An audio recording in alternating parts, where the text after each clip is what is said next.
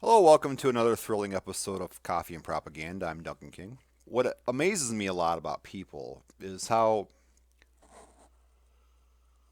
when they disagree with an expert, it doesn't give them pause so that they go and look up what the expert is saying, what the experts are saying about a particular topic, and try to realize why the experts disagree with them. Now, I don't believe everything every expert says. I don't just say, well, he's an expert, so he must be right. But when I disagree with experts, I try to figure out why that's the case. And people who don't do that are readily available within the crop of people called creationists.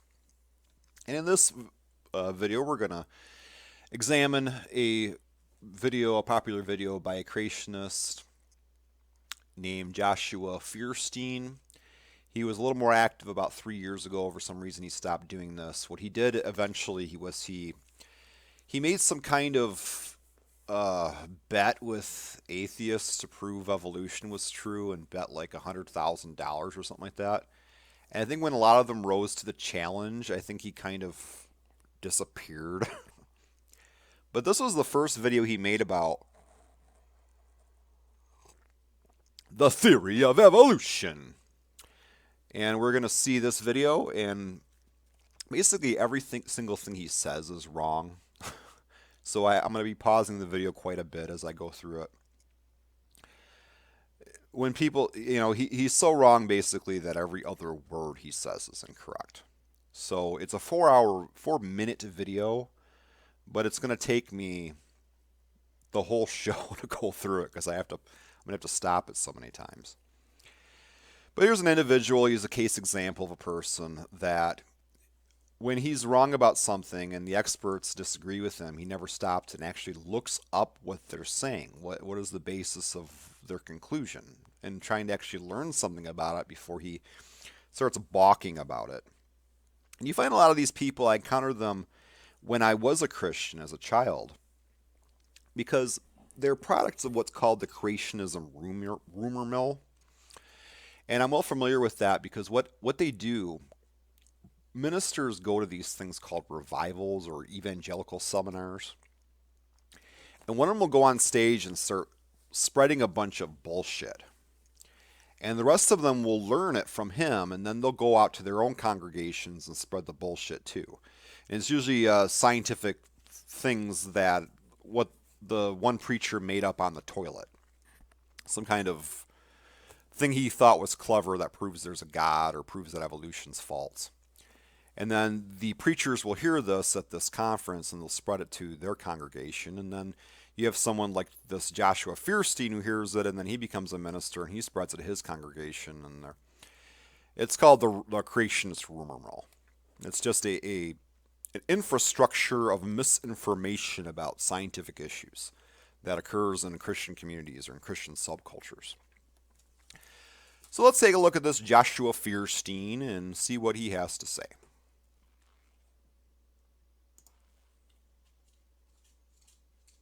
Hey guys, Josh Feuerstein here.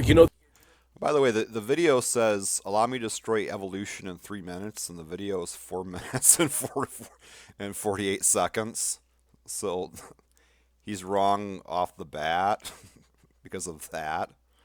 But anyway, let's keep going. The other day I had an atheist tell me that I was an idiot, moronic, and stupid for believing in God, that he... Idiot, moronic, and stupid are synonyms. He's just listing synonyms. It's like saying this coffee is hot, steaming, and warm. Just say it's hot. I mean, an atheist might have said that to him, actually worded it that way, but it's kind of hard for me to picture him saying it that way. Or an educated, at least literally educated, a well-read person phrasing a statement that way. Idiot, moronic, and stupid. Created this world because it took way too much faith to believe in a process like that, while he believed in what he called the science of evolution. Well, let's go ahead and let's do this. Dear Mr. Atheist, first of all, let me correct you. Because evolution is not a science, never has, and never will be. Why? Because it cannot fit within the parameters and parentheses of science for one simple reason. It was never observed. That's Okay, science deals with some things that are directly observed and deals with things that are not directly observed. If you take away all the things that we know from science that we haven't directly observed, then we couldn't teach children about the composition of the earth because nobody actually ever has been down to the center of the earth to actually see what's in there. You couldn't really talk much about gravity because the forces of gravity are things you can't actually observe. You couldn't talk about your own feelings even in psychological circles. You know, when you speak to people and you interview them to try to learn about what they're about and what they're thinking. So basically, all sociology would go away because those are based on studies of people's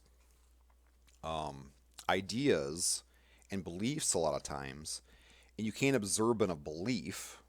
So basically, there would be no social sciences if that was how you're defining science. What science does is it takes things we directly observe, those are called, and applies, when you observe something enough times, a certain process, we know that it happens all the time. It always happens in these X circumstances. And so we call that a law. And we use these laws to apply, to explain things that we can't directly observe. Those are called theories. If science only dealt with laws, then science wouldn't never explain anything because only theories explain things. That's why it's not science. That's why it's called the theory of evolution. One man's theory. Now, So the word scientific theory, by him calling something a theory, by him calling evolution a theory, he's basically saying it's true. Theory in science does not mean a guess or just kind of a good idea that sounds kind of good, and then there's competing theories. That's, in science, we call that a hypothesis. This is what a scientific theory is.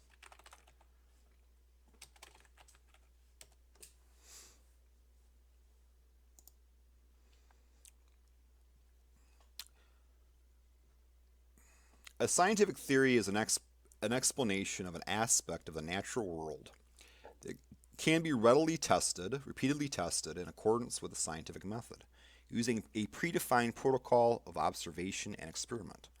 Established scientific theories have withstood rigorous scrutiny and embody scientific knowledge.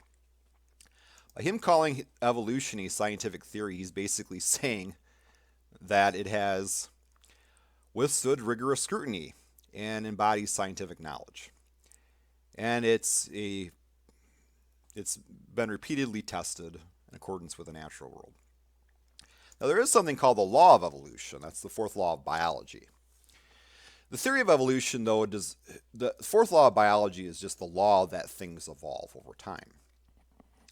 That's a law that we are applying to the theory of evolution. The theory of evolution, though, specifically deals with the idea about how the diversity of life on Earth got here. So why we have, for instance, me and doggies and ants and etc. And the theory of evolution explains that those things, that the diversity of life on Earth came about through natural processes of artificial selection. Of natural selection. Artificial selection is what happens when you breed something like a cow or a dog. But natural selection is what happened, the natural process that brought about the different creatures, different life on Earth as we see it. let me show you how much faith it really takes to believe in evolution. You want me to believe that in some accidental cosmic bang, that out of that was created one cell, and from that one cell that all... We don't care what you believe. We want, when you speak out to communities and proclaim things as true, we want you to say reasonable things.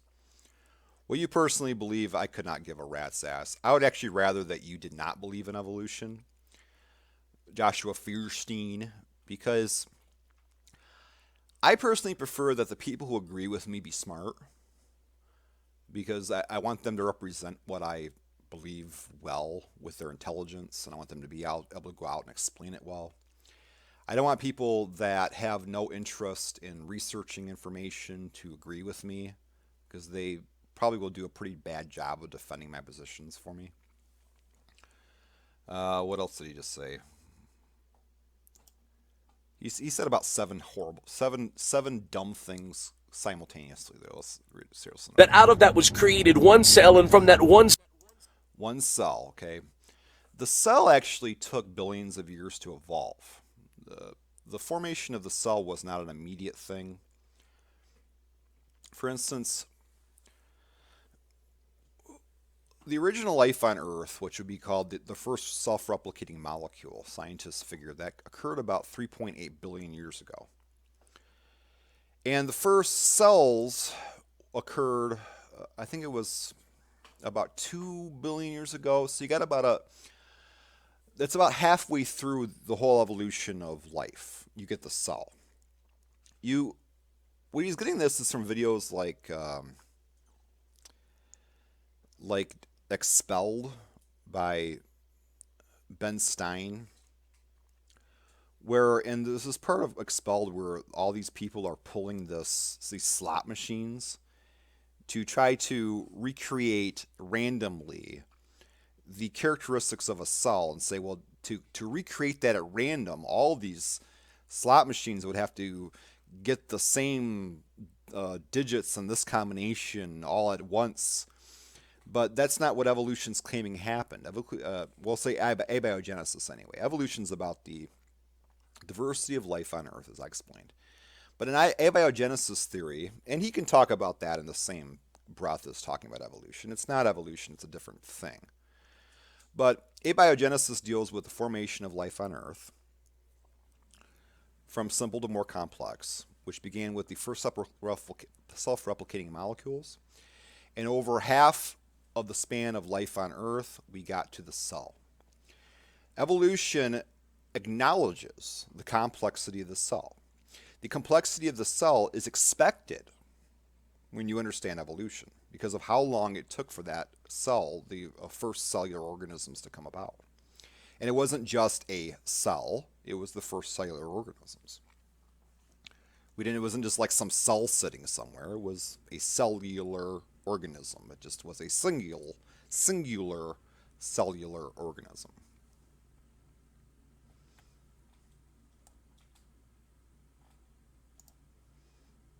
cell that all life springs, every plant, every animal, every single human being.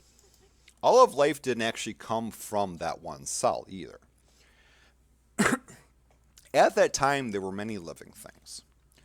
We just happen to all come from the same single organism, because within any population and organism, those organisms eventually will breed with each other. So this is why we have what's called a mitochondrial Eve and a genetic Adam. It doesn't mean that there was one human that we all came from, or one group of humans that we all came from, or one pair of humans. What's happening is because, like, when you talk about, like, let's say your 24th great-grandfather, you have 33 million of those. So basically, when you go back far enough, you are related to the entire population of your species. Even if the entire population of your species at that time constituted millions of individuals. Because in every generation, it doubles the amount of ancestors you have. So we're all related to the first single-cell organism. But this doesn't mean that there was just one of them. There were probably millions of them, of that single-celled organism. But we just happen to be all related to that organism, not necessarily the single individual. And it wasn't just a cell, it was a cellular organism. And that somewhere along the way, over years and years, we mysteriously and somewhere along the way, well, we know how it happened. It's called natural selection. Look it up. Magically all developed different wills, and we didn't magically do anything. It's called natural selection. Look it up. Develop different characteristics and traits, all through natural selection. It's a very understandable process. It's called Darwin. Look up a guy called Darwin. If you're going to debunk something, like the theory of evolution, or you're going to try to anyway, you might want to look up Darwin. and actually look up what Darwin said and look up what natural selection is. Should I explain natural selection right now? Do I have time before I get to the end of this? I'm 1 minute in to the video. Yeah, whatever, I'll do it.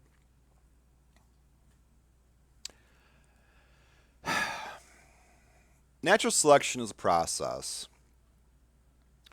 whereas all species, see, we don't make direct copies of ourselves when we reproduce. My son is not exactly a perfect combination of me and his mother. In some ways, he's different than either of us. And this is what happens when we reproduce. The copies we make are not perfect copies in the sense that they're not exactly like their parents. So, because that happens in any kind of gene pool, there will always be new variations that occur. And so there will always be variation in a gene pool. And some individuals will have variations, they'll have characteristics that will make them more likely to survive in their given environment. This is less the case with humans now because most of us survive to adulthood. But with most creatures, very few of them actually survive to adulthood. Life of most animals is very treacherous, very dangerous. And those creatures with the most fit characteristics, it's kind of a term that has to go through, it'd take a while for a evolutionary biologist to actually explain what fit really means in evolution. But they have the characteristics that most enable them to more likely survive and more likely to have offspring who grow up to survive. And so what evolution does is it selects those characteristics. And if you look at that process over a period of a long time, thousands of generations, hundreds of thousands of years, millions of years, it will inevitably produce complex structures, meaning things like hearts that we all share, that we share with the dog. The heart had to evolve once, and then every organism that evolved from that creature with the heart had the heart. And of course, our hearts evolved different from the dog's hearts from there. Or the eye evolved different from the eye of the first creature with an eye. The eye evolved independently a few times, another long lecture. But what I'm trying to say is that, what am I trying to say? Losing my train of thought. But okay, through the selective process, so let's say we evolved to be fit for our environment. A lot of creationists will say, well, I believe in what's called microevolution, but I don't believe in macroevolution. And what they'll mean by this is that they'll agree that creatures or a species were evolved to become fit for their environment, but then they don't believe that they then evolve, they then speciate, and then over time those two individual. So what speciation is when, God, I'm having a biology lecture, an impromptu one here. I wasn't thinking I'd be doing this. Speciation occurs when when the same species, a group of that species is isolated, genetically isolated from the rest of them. This can either happen from some kind of geographical boundary that separates them so that they can't intermix anymore. Or it can just happen that species A in this part of the continent and species D from this part of the continent are no longer sharing genetic information anymore. And they can become so different over time by each becoming fit for their own environment and then becoming fit for their own environment again, that they are no longer capable of breeding anymore. So in biological terms, they are then species. People who believe in creationism, a lot of them will say that can't happen, but we'll get to that in a second. The very concept of microevolution, of a species becoming fit for their environment, then assumes that macroevolution then will happen, because once you become fit for your environment, what will occur, that's not the end of the story, obviously, because once you're fit for your environment, once your creatures have reached their optimal physical characteristics so that they're in harmony with their surroundings, and they're most likely to survive in that environment through having selective traits that are better suited for that environment, is that they will have a population boom. Because as I spoke of a minute ago, most creatures don't survive to adulthood. But when they're fit for their environment, that changes. They're then more likely to survive to adulthood, which means then there will be a population boom. When there's a population boom, that species will spread. And as it spreads, certain members of that species will then move into new areas that they are no longer fit for, either because of the climate conditions or because of the creatures that live there. And once it spreads in those new areas, those members of the species will then have to become fit for that environment. So they'll undergo new changes that make them different from the creatures that stayed, or their relatives or their cousins that stayed in that one area. Then once they are fit for their environment, another population boom. And this repeats over and over again until you have all kinds of diversity. They keep becoming fit for their environment. They keep becoming invasive to each other's environment. Because, what we call sister species you never see on Earth, like, say, a lion and a tiger living in the same place. Because they're invasive. They're too similar to each other. What will happen in evolution is that when these creatures that are these cousin species that are different from each other because they both evolved in different environments, move into each other's territory, they be invasive, and a lot of times one will survive and the other one won't. It's very hard for creatures that fill the same environmental niche to coexist. They just don't. So over time, those gaps, the in-between organisms, the sort of, you call them in between, but they'd be kind of biologically, you'd have one that has this characteristic and one that has a smaller version of the characteristic, and then another one that doesn't. That in-between one will often disappear because the invasive members, its invasive cousins, will move into that territory and take over. Anyway, through all this processes, it's just inevitable that you will have speciation. And once you have speciation, the two speciated groups are now on their own path. They're not interbreeding anymore. They're not sharing genetic information anymore. And it's just inevitable that over time they will become very, very different from each other. And then they'll speciate, they'll branch out into new groups, and then branch out again, and then branch out again until you have basically the life we have on Earth. You have all kinds of creatures filling all kinds of evolutionary niches, reacting to each other. New species comes along and moves into this environment, and then the other species that live there have to adapt to what that new species changes as far as being a food source or being a predator or whatever. A lot of things going on in evolution, but I think if you're listening to me, you're going to grasp what I'm saying. It is inevitable that this will occur, and we have tons of evidence for it. I'm not going to go into all the evidence now, but I'm just explaining how it works. Certainly not magic. Because we willed it in our... I mean, you really think that... Oh, what the hell did he almost say there? Let's listen to this close. All because we... Wait a second, am I back on the screen yet? Yeah, I'm back. Okay. I keep making this mistake of not going back to the screen. Willed it in our... I mean, you... Because we willed it into... Is that what he's saying here? All because we willed it in our... I mean, you... Willed it in our head is what he... Let's hear that again.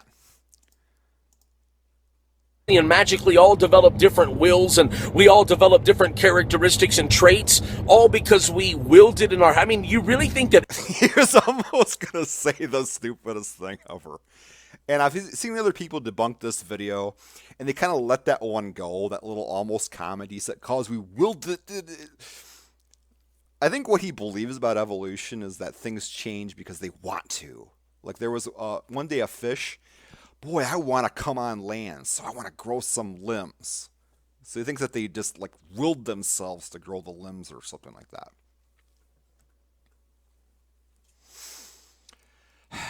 Again, if you don't believe in something and the experts disagree with you, I would think that that would make you want to learn about it. Go look it up and learn about it.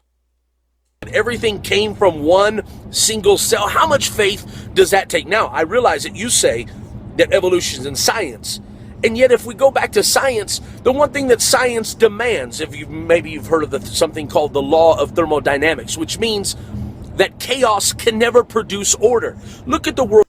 There is not a law of thermodynamics. There's three of them. Order is a matter of perspective. Does the original universe, could you say definitively that the original universe, cloudy gases and things like that that are condensing over time, that is not an order, and what we have now is an order? What we have now is not an order either. It's just a state, a different state of that process.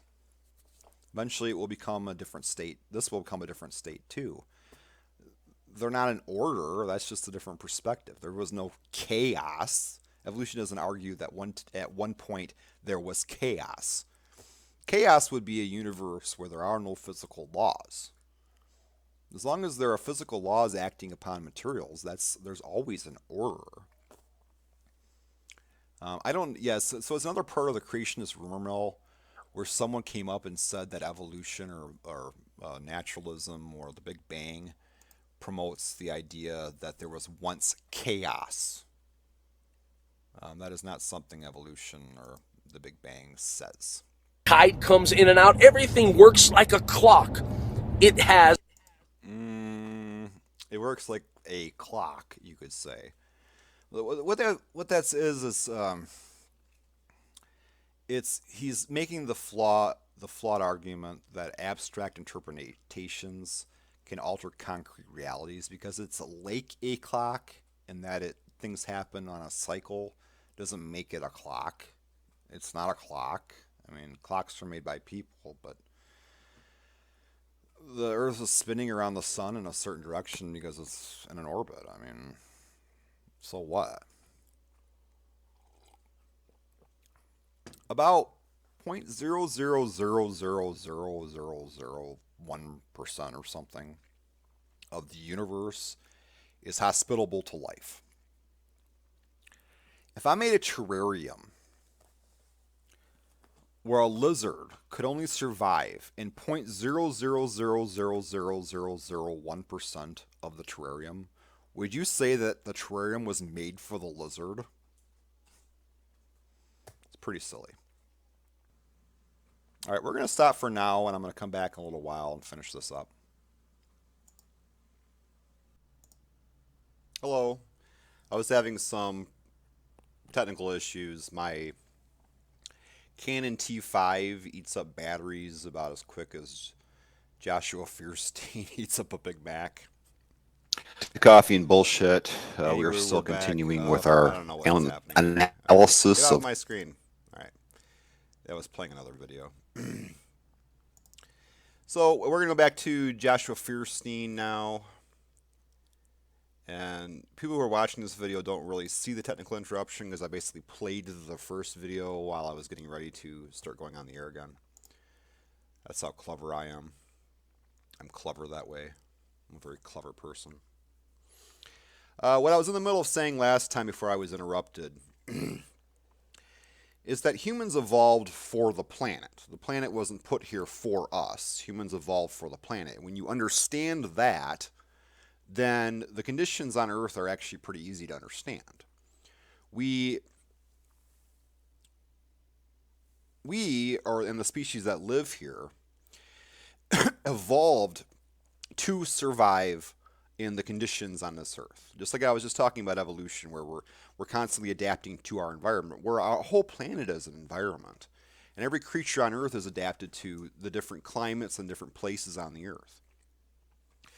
Now, is the Earth special? It's rare, the conditions on Earth, but they're not unique. They're not totally unique in that the Earth is the only place in the entire universe with the conditions that we have. Science has showed, or astronomy has showed through various studies, that they're estimating that there are a billion planets. So meaning a billion times a billion. 1 out of a billion planets has conditions similar to Earth. So the conditions that are similar to Earth are very rare, 1 in a billion. That's pretty rare.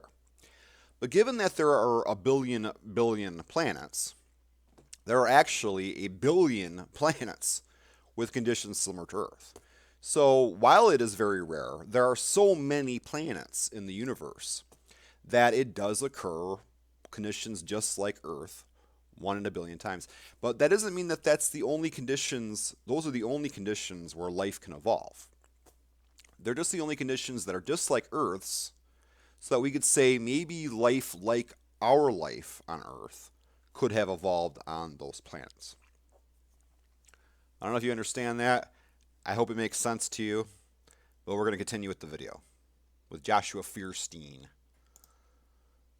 And sorry for the technical difficulties. Let's go back to scene 1. Here we are. Everything working right? Everything working right. Okay. Why am I not seeing the... Yeah, I am. Okay. See, you think it takes a lot of faith for me to believe in a God that created this world, a God that created order, and yet, what if I were to tell you that somewhere in Oklahoma, a tornado rolls through a junkyard full of a bunch of old cars, and somewhere on the other side of that tornado, out of that junk pile, it magically produces a perfectly red, shiny, working Lamborghini. This is what's called the Boeing 747 argument. This is pretty old. Again, one of the problems with the creationist rumor mill is that these guys, because they're always sharing this in church with each other, and they're living in their own little bubble when they're doing it, these pastors. This guy's obviously a pastor. I haven't really looked into Joshua Feuerstein, but he obviously talks like a pastor of a church somewhere. They never encounter anyone who disagrees with them. So he's saying this as though like we've never heard this. This is called the Boeing 747 argument. Instead of a Boeing 747, though, he put a Lamborghini into the analogy. What it basically is saying that a tornado, the chances of a cell being produced entirely by a matter of chemistry, just mixing it all and just occurring all at once, are the same as a tornado going through a junkyard and instantaneously forming a Boeing 747 out of the scrap metal in the junkyard. It's actually a very fair analysis, and it probably is true. I don't know of all the factors of whether that's absolutely true that that's the case. The thing is, evolution doesn't claim, or abiogenesis theories even, do not claim that the cell just came into being in one instant, in one sort of chemical reaction. As I explained earlier, the cell took billions of years to come into being. This first self-replicating molecule was not a cellular organism, and it was not a cell. The cell took a long time, and it also is a product of natural selection. The cell is not what's called irreducibly complex. What a lot of evolutionary biologists have said over the years, and it's still true, is that if you find a structure that is what's called irreducibly complex, then that would be proof that evolution's false. And we've still never found one. An irreducibly complex structure would be a structure where if you took any part of it and you made it less functional, less full, less what it is in some way, that the whole thing wouldn't work. You see this, for instance, like this computer here. If I took away, say, part of the power cord, like one of the prongs on the power cord, the computer wouldn't work anymore. It needs every single part of it to work properly. I mean, there's some things that are kind of disposable, but there are a lot of crucial elements that you can't reduce their complexity and have the computer still function. Bulbs, fuses in it that couldn't be less than what they are, and the computer will stop working. But the same thing can be said of the cell. There are elements of the cell that you could reduce their complexity and the cell would still work. And we know how the cell could evolve by one part of it at a time, becoming more complex over time. So it is not an irreducibly complex structure. It can evolve into being, and it did evolve into being over the course of billions of years. Saying anything had to evolve by reproducing, and adapting to its environment over the course of 2 billion years is far from magical.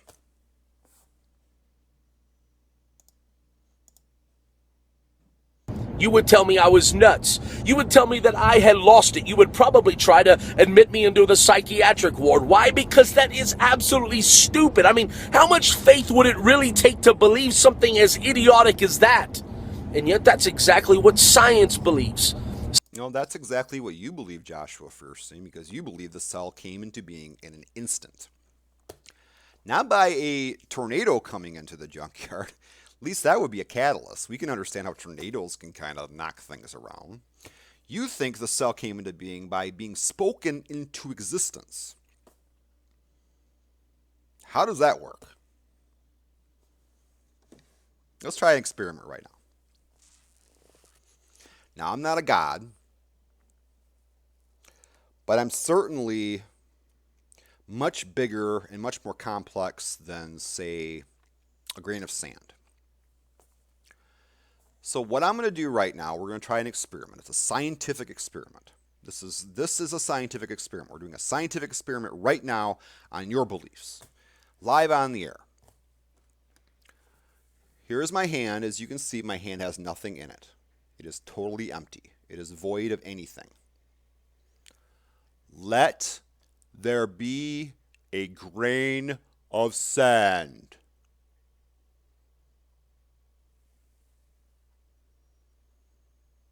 It doesn't work. So how does speaking something into existence? How could you use speaking something into existence as a way to explain anything? Creationism is not scientific because science explains how things occur.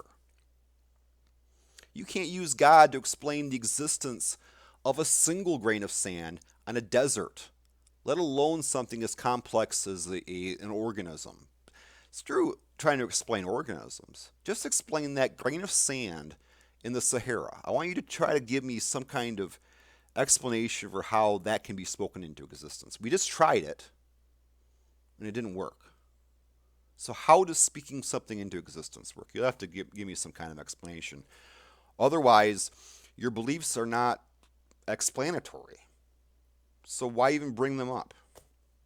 I mean, if you can be skeptical of things, it's great to be skeptical of evolution. I mean, I'm not great, but you can be unrealistically skeptical. What we'd like, though, is for people like Joshua Feuerstein to not have a double standard.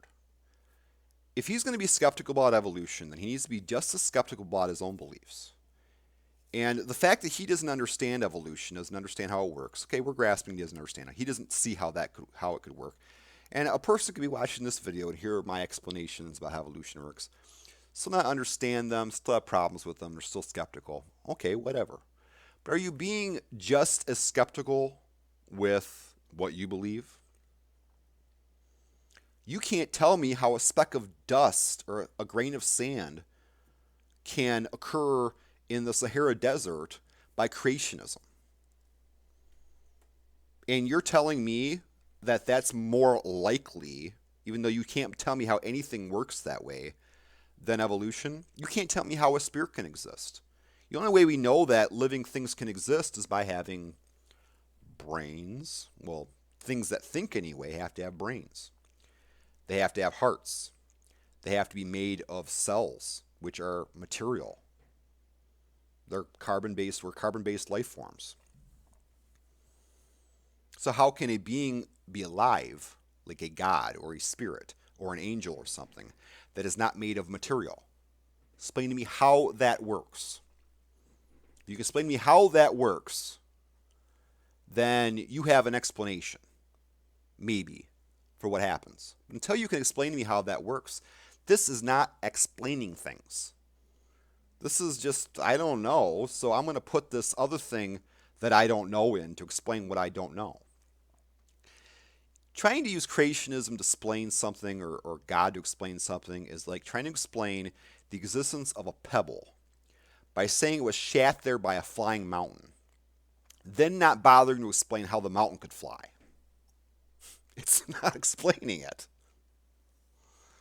All right, let's go on. Science believes that in this accident came this perfectly working earth with human life and with people and animals and plants. Science doesn't believe anything. Science is a process that we use to discover facts. And we don't believe that it all just appeared. It took billions of years for even the cell to evolve, and that's halfway through life. Then another couple billion or a billion and a half for us to get the life we have on Earth now. That is not magical. That is boring. Magic is exciting. Magic is something that just happens like that, like me speaking the speck of dust into my hand, or the grain of sand in my hand. If you take the time that evolution takes, if you don't include the time it takes, you're not dealing with evolution. You're not debunking it if you're not debunking something if you're not actually dealing with what it's claiming. Look, if I said that Christopher Columbus one day just appeared poof in the America continents, that'd be pretty magical. One day he just was here. But it's not magical if you understand that he took a boat and it took time for him to cross the ocean, the Atlantic Ocean. That he had to grow up to that point. That a society had to slowly develop the engineering of developing seacraft and nations that could fund voyages and things like that. If you take all that time and you put it into it, then it isn't magical at all. But we took all that away and just say, how did he just appear in North America? Well, he didn't just appear, it took time. So deal with evolution if you're trying to debunk evolution. Deal with evolution for what evolution is claiming. You have to incorporate the time it takes, or you're not dealing with it. Anything's magical if you take away the process. You know, I'm here and then I went to my living room, my kitchen. Poof! If I don't deal with the process that I had to get up and take steps to get there, then it's magical. There was a process that I had to use to get over there. I had to get up and walk. If someone wants to debunk the fact that I could walk over to my kitchen and say, yeah, you just appeared there, then they're not dealing with what I'm actually claiming. What I'm claiming is I got up and walked there. I took individual steps, one after another, and I arrived there. And nothing magical about that. Same thing with evolution. There are a lot of individual little steps, individual little adaptations that had to occur over billions of years, millions of years, hundreds of thousands of years. Little teeny steps. So you got to incorporate all those teeny little steps in your debunk, or you're not dealing with evolution. And seasons and days and hours and rotates. I mean, the atmosphere, everything in Earth was created perfectly. And I'm telling you, that could never happen through an accident. It had to be by intelligent design. So, dear Mr. Atheist, it had to be by intelligent design. Okay, explain to me how it works. Explain to me how speaking something into existence works. If you're calling an explanation, then it tells me how something happened. Tell me how it happened. Who really has to have a lot of faith today to believe in their theory? You don't have a theory. You have a baseless hypothesis. If I called it a theory, I'd be saying it was, or if I called it a scientific theory anyway, I'd be saying that there's some kind of evidence for what you believe. There's no evidence whatsoever of creationism. When usually people like him bring up faith, they're using what's called polyseme confusion. Just like he's using the word theory in a context where it's not applicable because there's scientific theory, and then there's the layman word of theory. The same thing applies to the word faith. There's a religious definition of faith. The religious definition of faith would be one of a few things. One would be believing something because as a form of strategy. So, for instance, we could say that religious people, a lot of them will believe in God as a strategy because they think that will improve their life, give them focus, give them strength in their life. Or potentially, if they didn't believe it, then they might go to hell. So it's a strategy, that belief, that will achieve a certain outcome that they desire. And you could say that that kind of faith is also what people do when they get married. Statistically, when you get married, you know the marriage is probably going to fail. But you can't believe that. Because if you believe that when you get married, then it's much more likely to fail. If you actually believe it probably won't. So when you get married, you need to believe that the marriage will work. Even though that's probably irrational, you need to believe it. So it's a belief as strategy. It's a way to define faith. And that's applicable to religious belief. It's not applicable to evolution, that definition. Certainly not applicable. Evolution is based on the evidence. It's not a strategy. We're not going to get anything out of believing in evolution. Another way to define faith in religious sense is how it's usually used, which means no reason. So, a lot of religious people will say, I believe because of faith, which basically means I believe for no reason. Unless you're defining faith as trusting something is true, which would mean then you trust that it's true because you trust that it's true, which is a tautology. What the hell does that mean? So usually when they're using the word faith in that sentence, I believe because of faith, it's like a gobbledygook word. It has no meaning at all. I believe because of yabba dabba dooba dabba da. They're saying that sentence, I believe because of faith, I believe because of yabba dabba dabba da, or the nonsense word they put in that sentence. Because human beings tend to think that they have reasons for everything they believe, and a lot of things we believe are conditioned, meaning that we were trained to believe them as children, and we've grown up believing them. Conditioned things are things that come around what's called operant condition or classical conditioning, and you can look that up in psychology. So a lot of things we believe, we were kind of trained to believe them. And so because we can't, it's hard for us to fathom that we don't have reasons for a lot of the things we think, we'll use a word like that. I believe because of yabba dabba dabba dabba da. I can go into that a little more. It's more of a psychological matter. But let's look at the rest of the video. I believe in God because I've experienced Him, I've felt Him, but most of all, while driving through Yellowstone and Montana and so many of these natural reserves this week and looking at animals and looking at life, I don't know. I just can't look at all of that creation and say that it was an accident. It's a begging the question. It's like saying, how can you explain the existence of this leprechaun cup if it wasn't made by leprechauns? You just say he was walking through creation. How could there be creation without a creator? It's begging the question. He's defining it as creation. If it's creation, then obviously it would need a creator. But it's not creation. I have to say that creation has a creator. And one final thought. Well, the word universe, you believe in a Big Bang, but when I look at the word universe, it means una, which is one or singular. That's Latin, universe. Verse means a spoken statement. So universe is one single spoken statement.